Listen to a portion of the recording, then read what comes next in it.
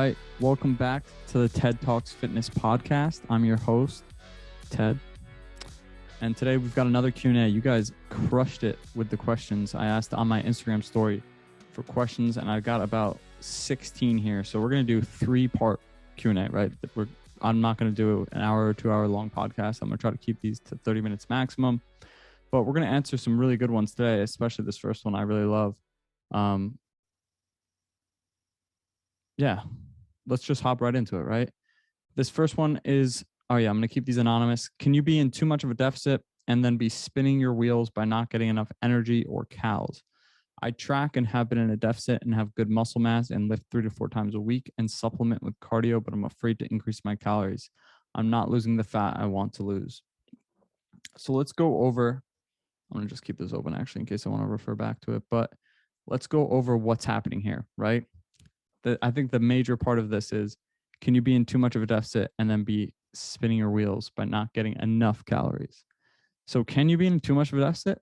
Sure, absolutely. But I've heard this several times from people, comments, emails, questions, right, in IG, but also clients that first come on to working with me. They say they're eating too little calories. They can't lose weight, right?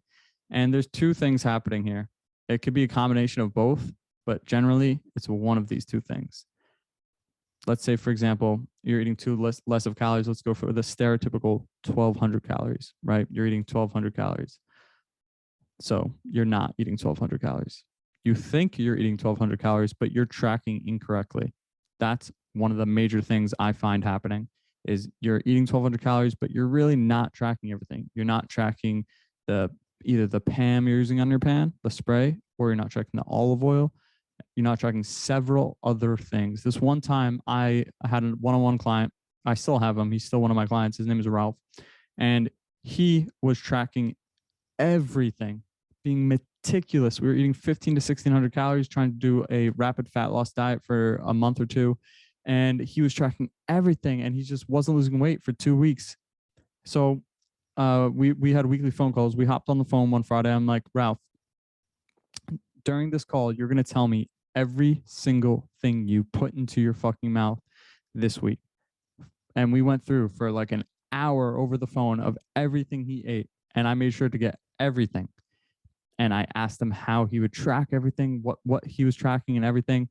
And he was taking, when he was eating cereal, he was using measuring cups. He was eyeballing butter for his eggs. He was using olive oil on his vegetables, not tracking it. He was having some alcohol at night, wasn't tracking it. And people just think doing some little shit like that, you can let it slip by. You can let it pass by. You'll be fine. No. If you want to lose weight, you have to be fucking meticulous. If you want to do it efficiently, right? If you want to do it in a time frame that you'll be happy about, you need to be meticulous. It's not fun. It's hard. And that's one of the reasons it's so rewarding once you do it, right? You'll be so proud of yourself is because it's fucking hard, because you can't just go out and buy it. Like you go out and buy a pair of shoes, you need to earn it, right? You need to work for it. But seriously, this is what's happening. That's scenario number 1. You're eating too little. You're not eating too little. You're not being meticulous. That's what's actually happening. Number 2, right? Yeah. Number 2, you are eating 1,200 calories. Let's say, right? Back to that. You are, I just touched the mic, but you are eating 1,200 calories actually, but you're also binging. So this is another one that I commonly find people doing is the yo-yo diet, the binge and restrict diet, the overeating and restrict diet, if you don't like using the word binge. But what does this look like? This looks like somebody's eating 15, or we'll stick with 1,200 calories Monday through Friday, Monday through Thursday. Then the weekend rolls around, they go out with their friends, they have a couple drinks, they eat that pizza, and then they're like, oh, this is fine. I can just eat whatever I want this weekend. And on Monday, I'll go back to my 1,200 calorie diet. I know, because that will create results. And then you just keep going through the cycle of completely restricting your life and calories and energy, right? And then completely overeating. And what ends up happening is each week you end up maintaining your weight. You're eating at maintenance or even in a surplus, and you see no change on the scale, no change in body composition, unless if you're staying consistent with the gym and you're doing this yo-yo binge and restrict, You actually might see some changes in body composition, right? You might gain a little bit of muscle and lose a little bit of fat, but it will take months to see. And generally speaking, people who are binge and restricting yo-yo dieting, they're also either drinking alcohol, smoking weed, and that's leading to the overconsumption on the weekend, right? So that's going to impair muscle protein synthesis, and you really aren't going to see body composition change. So it all comes down to not being meticulous and not taking this shit seriously. If you want serious results within your body composition, within your fitness goals, you want a serious body transformation, you want to look like those people that you look up to, like me, Brad Pitt and Fight Club, right? Even though all those pictures are highly selected. I won't say edited, because the ones I post aren't edited. It's just when I post a picture of my physique flexing, it's flexing. I've also posted pictures and videos on social media of me sitting down, slouched, not flexing. And people were like, oh, that's crazy. You look like that too. It's people think sometimes. I've had clients tell me they want to have abs relaxed. Nobody, okay, 1% of the population, when they're lean, has abs not flexed. Your abs are not shown until you flex, even when you're 10% body fat.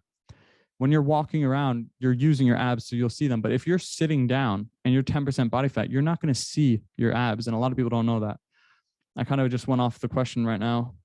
I guess that's a downside of not scripting these podcasts, but I think that keeps it more real. Let's move on to the next question, or let's move first. Let's say, how do you fix this?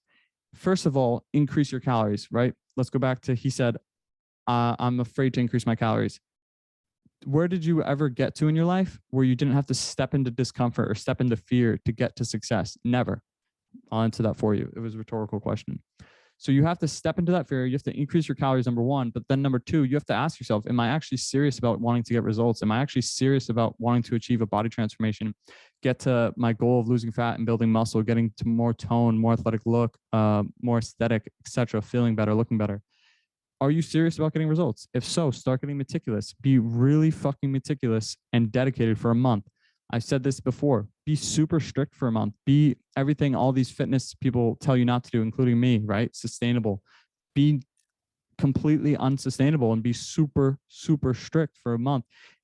That way you can see how good of results you can get when you're strict. And then you could lean a little bit back from that and go back to a little bit more balance. Now let's move on to the next question. Let's see. Here's another good one. All right, a quick break for our sponsor of today's podcast from Transparent Labs. I work with Transparent Labs, and if you want to save 10% on all supplements, use code TED at checkout. And I believe and work with them for two main reasons. Number one, they're third-party tested. So what they say is in their products is actually in their product, and that's verified by a third party. And then that data is made public to you on Transparent Labs' website. Number two is they don't use proprietary blends like other supplement companies do to lie about what's in their product and inflate the product. So they use actual clinical doses. And then again, they third-party test that, right? So you know it's in there. And I don't care about this, but they don't use artificial sweeteners, dyes, or preservatives. Let's get back to the show. Do you need to get sore to gain muscle mass? Amazing question. Let me take a sip of water. So soreness is not a good indicator of results or a good workout, right? Soreness is not a good indicator of a good workout or an effective workout. Now, are you going to get sore from time to time? Absolutely. And if you're never getting sore, if you're never getting sore, like over the course of a year, I'm not talking about over the course of a month or even 3 months, but if you're not getting sore in the course of a year, then something's up, right? You're either not training intense enough or you've just been doing the same workout program with the same weight for a whole year, right? So the most sore you're going to be during the course of a year, 2 years, 3 years is when every single time you change out an exercise, really, right? So your body's going to adapt to the stress you put on it, and it's going to get really good at the specific exercises that you do. So, right. So hack squats, for example, if you've never done hack squats, you're going to be the most sore in your fucking life when you go do a 1 set, 2 set, 3 sets of hack squats to failure. where you can't push the weight back up. You have to get off, take the weight off, then put it back up. You're going to be the most sore in your life. You're not going to be able to walk. But after a month of doing that, you're going to be fine. You might not even get sore after adding 10 pounds, 20 pounds, 30 pounds in a week to your hack squat weight, to your working set of your hack squat, because your body adapts to that and gets good at it and learns that stress, right? And adapts to that stress you're putting on your body. However, you stop doing hack squats and you change it out for something like barbell back squats. That first month, you're going to be fucking killer sore, right? So that's what I'm talking about. You're going to be the most sore when you're switching out exercises. But when you're just progressively overloading, right? Adding weight each week, adding reps each week, you might not be sore the next day. And that's fine, because as long as you're progressively overloading and training close to failure within 3 to 4 reps, that's a good indicator of a good workout. So let's go on that one topic real quick, and then we're done with this question. So how do you know if you're training close to failure or not, right? Because that is the most important thing if you want results, if you want to get stronger, if you want to build muscle, if you want to look better. That is the most important part of your training, not the rest, not the exercise selection, how hard you're pushing yourself, intensity, right? Training close to failure, because it creates mechanical tension. But training close to failure, let's go over how you can do this at home right now, today, for your workout today.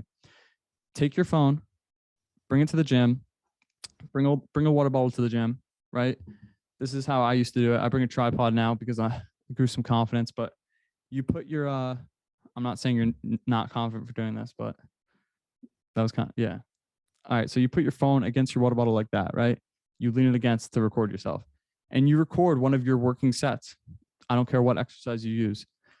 And what you're going to do is you're going to compare those first 3 reps of your set to the last 3 reps of your set. And you want to compare the concentric part of the rep. What does that mean, Ted? That means if you're doing bicep curls, it's on the way up. If you're doing hack squats, it's when you're pushing up. If you're doing squats, it's on the way up, right? When you're pushing up. So the concentric, you want to see if that is slower in the last 3 reps than it is in the first 3 reps. And it's not because you're purposely making them slower.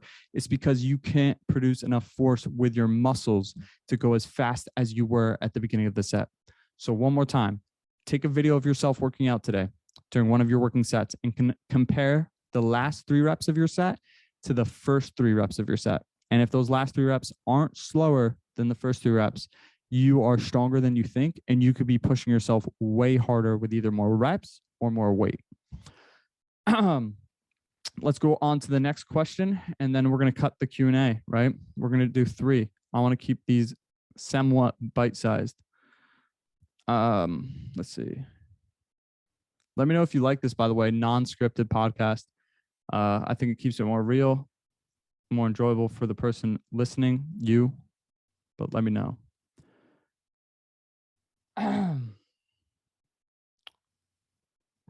I guess I should have picked out the questions beforehand, right? Here's one, actually, this was a nice long one, really specific, from one of my longtime followers, Reese. I'll say his name. So here's the question, right? It's very long. I have 2 questions, but they're too long for the box thing you DM'd me. Is the sauna a good alternative to a hot bath? First of all, yes and no, right? Because he broke his leg, by the way. So have some broken leg muscles that are recovering. Doc told me hot baths will make it feel good, recover better, but I'm wondering if sauna will work just as good.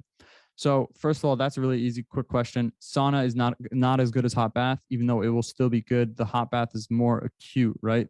It's like using a heating pad. Well, water's even better. The hot bath is the best because it completely surrounds the focused area and applies the heat to that focused area, right? So sauna's good, not as good as hot bath. All right, number 2, this one's going to be the long one. I've lost my appetite and the ability to eat more food. Maintenance calories went down badly because he lost 23 pounds. Let's into that first. That is completely normal, right? When you lose weight, I have clients that are over 200 pounds. I have clients that are over 300 pounds. Their maintenance calories are so much higher than mine, even though my activity level is higher than theirs. Why is that? Because when you are a larger human, you require more energy, aka calories, to maintain your body weight. So that's normal when you lose weight, that your maintenance calories are also going to lower. What is the best way to recover to regain the ability to eat more food overall and regain my higher maintenance? This is a great question. So you're never going to regain your maintenance that you were at 23 pounds when you were 23 pounds heavier, right? But you can increase your maintenance by doing three things, or many things, but here are the three most effective ways, right?